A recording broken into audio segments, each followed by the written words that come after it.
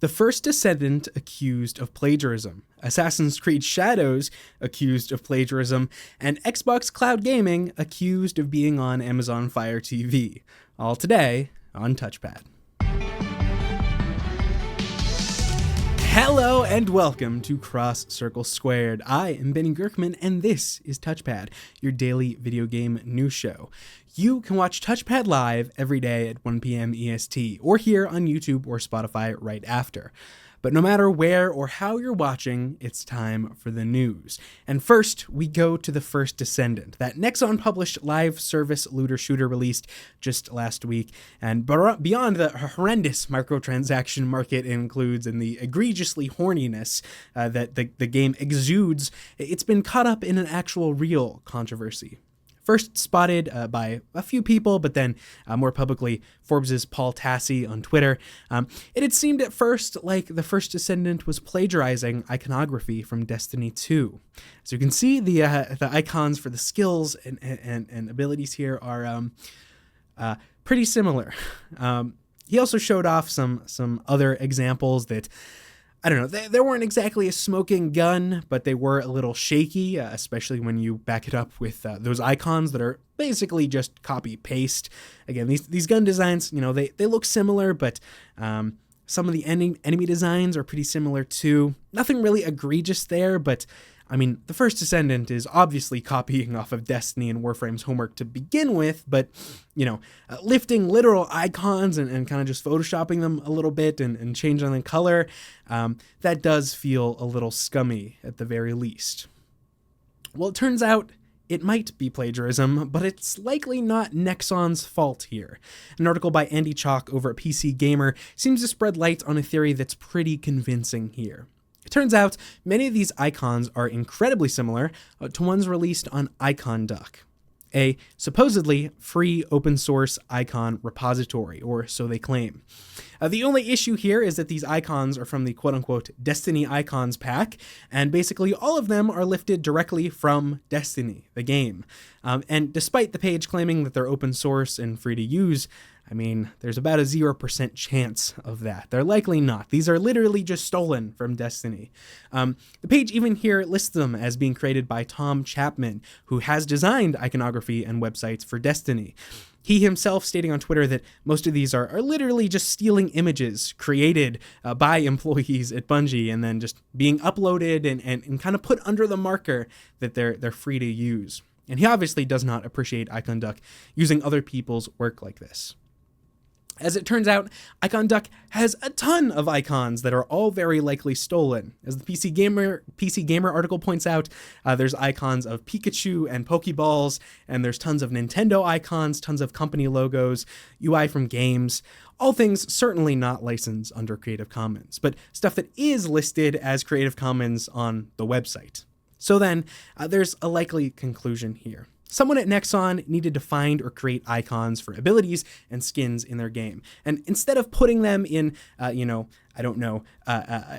some sort of icon pack that they could have bought for a few dollars off of some artist on the internet, or, I don't know, you're Nexon. You likely have many artists that you could just have them make icons that are not just pre-made stuff. There's a lot of stuff they could have done, but apparently they didn't. And so instead they found a site like IconDuck, put their icons in the game and figured they were fine and free to use, and boom, there you have it.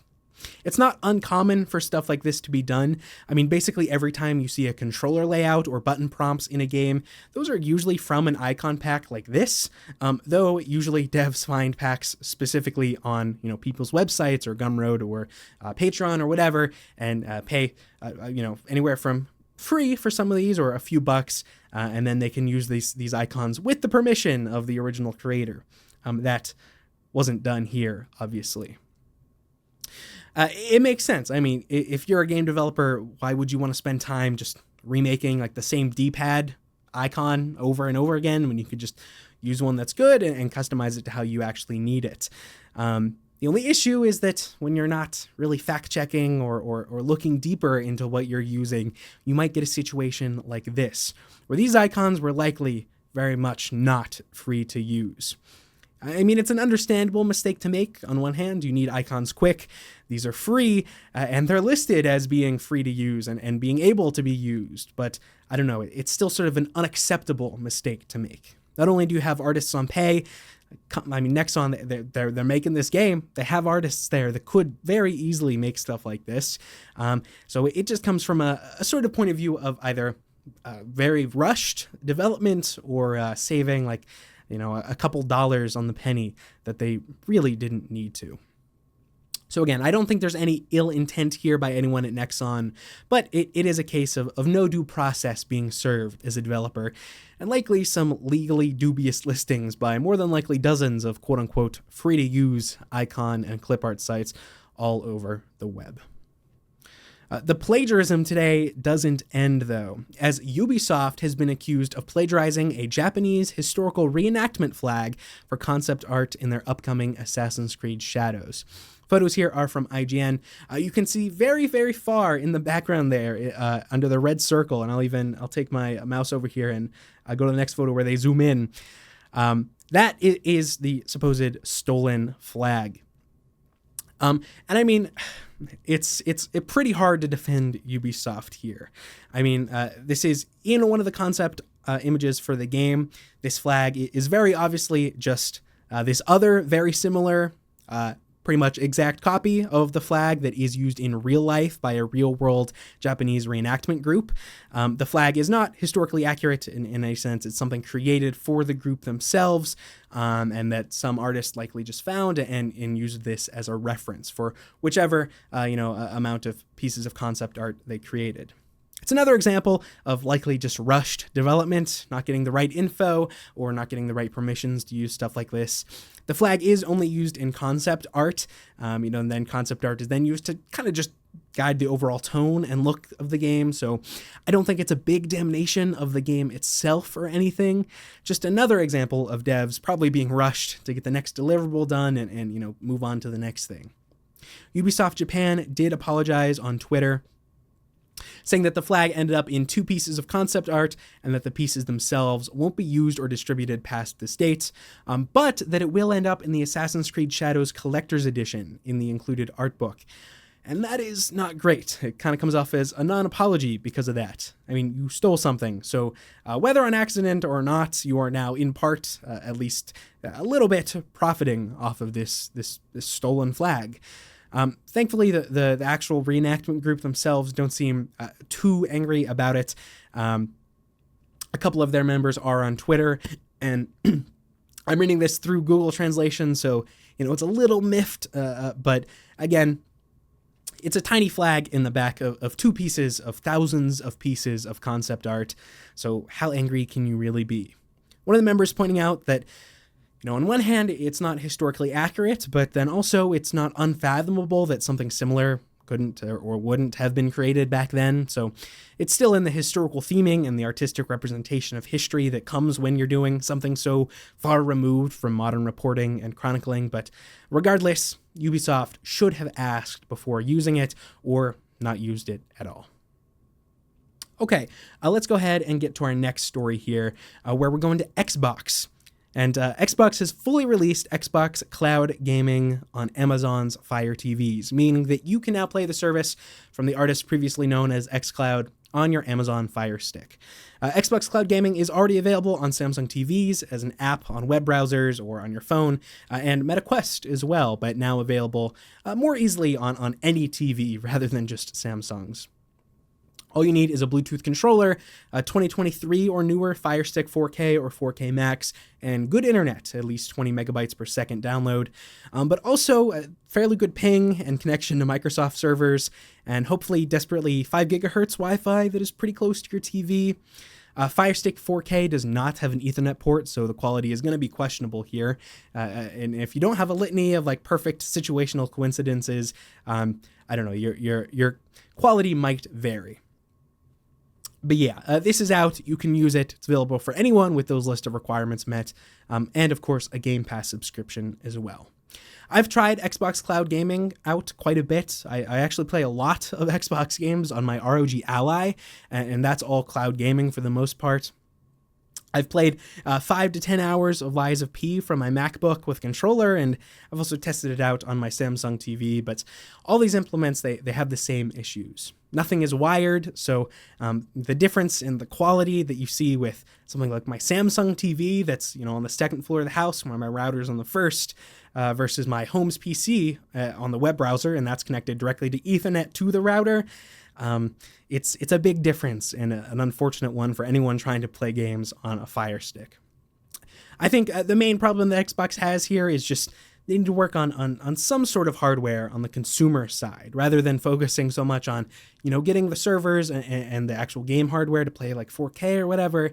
That's nice, but I don't know. We need to see some consumer streaming stick, or I guess TVs that at the very least maybe have the Xbox UI. You can go on a Netflix, streaming services, whatever, and then access all the games through streaming. But specifically, importantly, it has to have an Ethernet port, in my opinion, at least. You can have fine experience on just Wi-Fi, but you really need good connection to your router. And even the Wi-Fi 6 that's in my house isn't up to snuff, even in 2024.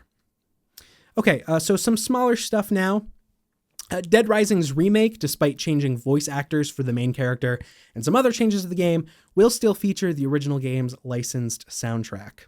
Capcom confirmed to VG247 that licensed music is returning. They didn't say which tracks specifically are returning, but I do imagine they'll try to get the originals and then maybe replace them if they can't find or can't get the original. And finally, we also have the Circana video games sales data for May. Just not too much interesting here. Spending overall fell 6% compared to May last year, but year to date so far we're up 2%, so I think it's fine there. Video game hardware is down 40% compared to last May, but that's going to happen as more people don't need the new console anymore. Software is down 3% compared to last May, but again, year over year, it's up 6%. So I think it's just a slower month in May. There were no just huge game releases this year. So again, slower month. In terms of actual game sales, Ghost of Tsushima is sitting at number 1 for the month. That's spurred by the PC release, maybe also a little bit by the resurgence of just like historical Japan in recent media. We got Shogun, AC Shadows, that sort of thing. Paper Mario got number 2. That's not too bad. It is just a remake, so I don't think it's signaling anything poor that it's sitting at number 2 instead of number 1.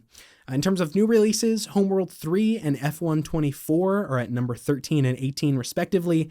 Those are pretty niche, so that seems fine. Interestingly, Hellblade 2 only ranked at 37th overall. That's pretty bad, even when you consider Game Pass. It's not looking great for that game, sadly. But yeah. Overall, I think a fine month, nothing too extravagant to report from this. Okay, let's go ahead and go on to some releases now. El Paso Elsewhere is getting a PS5 version, physical edition as well. That's coming September 6th. Humanity is also getting a PS5 physical version, but so far it looks like that's only in Japan on November 7th. In terms of releases today, Once Human comes to Steam. This is a game by NetEase, or by a NetEase studio. It's a multiplayer open-world survival game, so you probably already know if you're interested based off that description alone. That'll be releasing in a few hours, so no reviews yet to report. Lifeless Moon is getting ported to console. This has been out on Steam since last year. Very positive over there, but only a 64 on Metacritic. It looks to be a very story-based exploration game. It's smaller, it's indie adjacent. Same publisher as Slay the Princess, actually. So, I don't know, it may be worth checking out if you're interested. It's only like $12, so I don't know. Otherwise, that finally is all of the news for the day. Weirdly, a big day, just kind of at the middle of nowhere with all these accusations of plagiarism today. Either way, I appreciate for coming in and watching live or afterwards. I always appreciate both, but that's all I've got for you. As always, I am Benny Gurkman. This is Cross Circle Squared, and I will see you tomorrow. Bye.